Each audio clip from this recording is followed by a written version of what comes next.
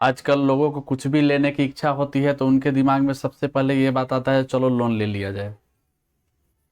आजकल ना तो लोन लेने वालों की कमी है, ना लोन देने वालों की। लोग इच्छा और आवश्यकता के बीच का अंतर नहीं समझ पाते हैं और अपने आप को कर्ज के दलदल में फंसा लेते हैं। तो चलिए आज हम समझते हैं कि लोन की शुरुआत, कर्ज लेने की शुरुआत होती कहाँ से है। कर्ज लेने की शुरुआत होती है उधार खाने की आदत से, जो हमें बचपन में ही लगा दिया जाता है। जब भी हमें किसी चीज़ की ज़रूरत होती है तो हमारे माता पिता कहते हैं जाओ पड़ोस की दुकान से ले लेना और बता देना जब पापा आएंगे तो पैसे दे देंगे। बस वहीं से शुरू हो जाता है। दो चार बार ऐसा होने के बाद हमें उधार लेने में मज़ा आने लगता है। उसके बाद तो घर से कहा जाए या ना कहा जाए, हमें किसी भी चीज़ की ज़रूरत होती है हम दुकान पहुंच जाते हैं उधार लेने। जब थोड़े और बड़े होते हैं और सर्कल में कुछ दोस्त हो जाते हैं तो उनको दिखाने के लिए, अपना पावर दिखाने के लिए भी उधार लेने लगते हैं। ये देखो हमें उधार मिल जाता है यहाँ से। उस समय माँ बाप को इतना समझ में नहीं आता कि वो कितनी बड़ी गलती कर रहे हैं। जिस समय बच्चों को अच्छी अच्छी आदतें सिखा रहे होते हैं, बच्चे को स्कूल भेज रहे होते हैं, उस समय इतनी बड़ी गलती कैसे कर देते हैं। हमें तो बच्चों को ये समझाना चाहिए जो उधार लेना हमारा आखिरी विकल्प होना चाहिए और हम अपनी इच्छा की पूर्ति करने के लिए उधार नहीं ले सकते हैं। यही वो आदतें हैं जिससे बच्चे बड़े होकर महंगे मोबाइल, महंगे बाइक के लिए लोन लेना शुरू कर देते हैं। चलिए ये तो समझ में आ गया कि कर्ज लेने की शुरुआत कहाँ से होती है। अब आगे बात करते हैं कि उधार खाने से हमारे खर्च कैसे बढ़ जाते हैं। हमारे अंदर की इच्छा भी उत्पन्न होती है हमारे सामर्थ्य को देख के।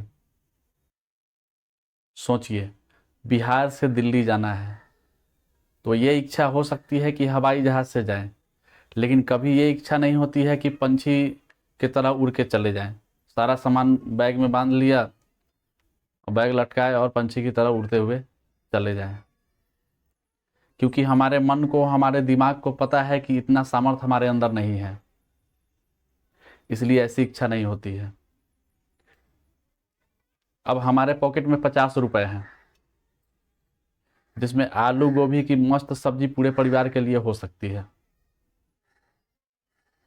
लेकिन अगर हमें उधार खाने की आदत है और दुकान से हम उधार लेते हैं, दुकान से उधार लेना देना मेरा चलता है, तो हम क्या करते हैं, 50 रुपए की मटर लेते हैं और 150 रुपए की पनीर उधार लेकर मटर पनीर खाते हैं।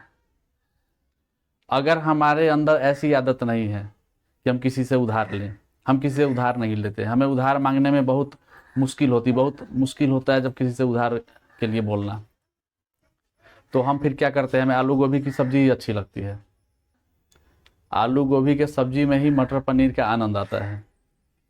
हाँ, मटर पनीर खाने की इच्छा होती है, लेकिन जब हमारे पॉकेट में 200 से ज़्यादा रुपए होते हैं तब तो क्या हुआ, उधार खाने की वजह से 150 रुपये ज़्यादा खर्च हो गए। ये सब खेल आदत का है। अगर आपके अंदर उधार खाने की आदत है, पहले खाने की आदत है फिर कमा के उसको देने की है, तो आप हमेशा ज़्यादा खर्च करेंगे, हमेशा परेशान रहेंगे, ज़रूरत से कमाई कम होगी, खर्च ज़्यादा होगा।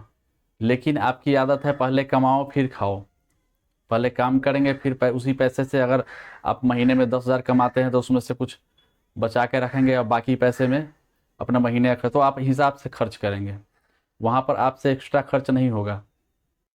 आप हमेशा सुखी रहेंगे, आपका खर्च है आपके कंट्रोल में रहेगा। यही चीज़ अपने बच्चों को भी सिखाइए। अब बात करते हैं दिखावा के लिए लोग कैसे लोन लेते हैं, कैसे कर्ज लेते हैं। हम जिस स्तर पे हैं हमारे रिश्तेदार भी उसी तरह के होते हैं। कुछ हमसे ज़्यादा अमीर होते हैं तो उनसे तो कोई हमारा तुलना ही, कोई कंपटीशन ही नहीं होता है। कुछ बहुत लचर स्थिति में है तो उनसे भी कोई कंपटीशन नहीं, उनके उनके साथ कोई नहीं। लेकिन हमारे बराबर वाले के साथ हमेशा हमारा कंपटीशन चलते रहता है।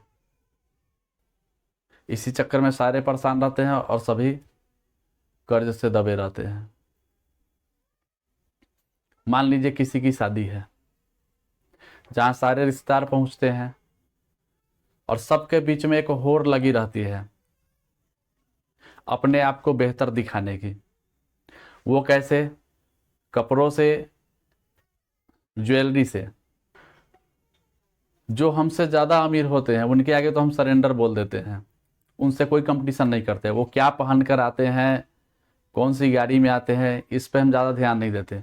लेकिन जो हमारे बराबर के होते हैं, जिसको हम दबा सकते हैं, तो हम उनसे बेहतर दिखने की कोशिश करते हैं। कर्ज लेकर, उधार लेकर, जैसे भी हो, और सबका यही हाल रहता है। सब एक दूसरे के दिखाने के चक्कर में उधार लेते हैं, कर्ज लेते हैं और अपने आप परेशान रहते हैं। कुछ के पास तो पहले से अच्छे कपड़े होते हैं, लेकिन ये सोचकर नया कपड़ा लेता है कि ये पहले ये लोग इस कपड़े को देख चुके हैं, क्या सोचेंगे जो इसके पास यही कपड़ा है। इसके वजह से नए लोगों को दिखाने के लिए नए कपड़े लेते हैं। अगर आपके पास पैसा है तो खरीदिए, अच्छी बात है। लेकिन पैसा नहीं है तो कर्ज लेके खरीदना कि इसलिए कि सिर्फ इसलिए कि लोग क्या सोचेंगे, तो ये ठीक बात नहीं है। आप जिसके यहाँ जा रहे हैं उसको इस बात से कोई फर्क नहीं पड़ता कि आप क्या पहन के जा रहे हैं, उसको तो सिर्फ आपके जाने से ही खुशी होती है। आप तो दिखावा करते हैं औरों को दिखाने के लिए। दिखावा की बात हो गई। अब आपका ध्यान लेके चलते हैं ग्रामीण क्षेत्र में जो लोन चल रहे हैं उसके ऊपर। इधर कुछ सालों में ग्रामीण क्षेत्र में माइक्रो फाइनेंस कंपनियां अपनी पैर पसार चुकी है। हमारे आसपास के गांव के 90% महिलाएं लोन ली हुई है। अगर ऐसी सुविधाएं गांव में है और आसानी से लोन मिल जाए तो ठीक है, जरूरत पड़ने पे लोग ले सकता है। लेकिन बेवजह इसका आदत लगा लेना ये ठीक नहीं है। इसमें महिलाओं का ग्रुप बनाकर लोन दिया जाता है और सभी महिलाएं एक दूसरे की गारंटर बनती है। अगर कोई महिला लोन नहीं भर पाई तो सबको मिल के उसका लोन भरना होता है। इसके साथ ही एक इंश्योरेंस करा दिया जाता है ताकि किसी दुर्घटना के स्थिति में अगर महिलाएं की मौत हो जाती है तो उसका पैसा इंश्योरेंस कंपनी भरती है। अब महिलाएं इसमें क्या गलती करती है? किसी कारण बस एक बार लोन उठा भी ली और उसका रिपेमेंट पूरा हो भी गया, फिर कंपनी ऑफर देती है उससे ज़्यादा लोन देने का, ज़रूरत नहीं है तो भी उठा लेती है और ये फिर सिलसिला रुकता नहीं, ऐसे ही चलते जाता है। बेवजह लोन उठाते गए, उसी में से किस्त का पैसा जमा किया और कहीं अगर खर्च हो गया पैसा तो फिर दूसरा लोन उठा ली, उस लोन से इस लोन को रिपेमेंट करते गई। ऐसे करके 1 2 3 4 लोन हो जाते हैं। कुछ महिलाएं तो इस चक्कर में भी लोन लेती हैं कि मरने पे सारा पैसा माफ़ हो जाएगा। वो कब मरेंगी नहीं मरेंगी उसका तो पता नहीं, लेकिन जितना दिन जीती हैं उतने दिन परेशान रहती हैं। लोन लेना तो किसी भी सूरत में ठीक नहीं है, लेकिन कुछ ऐसे जगह हैं जहाँ पर हम लोन ले सकते हैं। जैसे कि हमारा कोई रनिंग बिजनेस है, बिजनेस अच्छा खासा चल रहा है, अगर उसमें कुछ ऐसी सुविधाएं हैं जिसको हम कस्टमर को नहीं दे पा रहे हैं पैसे के अभाव में, और कस्टमर उसके लिए आता है और लौट के चला जाता है, तो अच्छी तरह से सोच समझ कर, अगर लोन ली हुई राशि पे जो ब्याज लगता है उससे 4 गुना मुनाफा हमें मिलता है तो फिर हमें ले लेना चाहिए। एक उदाहरण छोटा सा देता हूँ। जैसे किसी जगह पे हमारी फोटोकॉपी की दुकान है, सालों से दुकान चलता आ रहा है।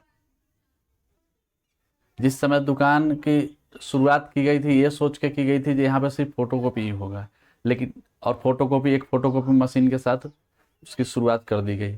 लेकिन अब वहाँ पे कुछ और भी ऑफिस खुल गए, कुछ और भी काम होने लगे, तो अब हमारे पास फ़ोटो के लिए भी लोग आने लगे।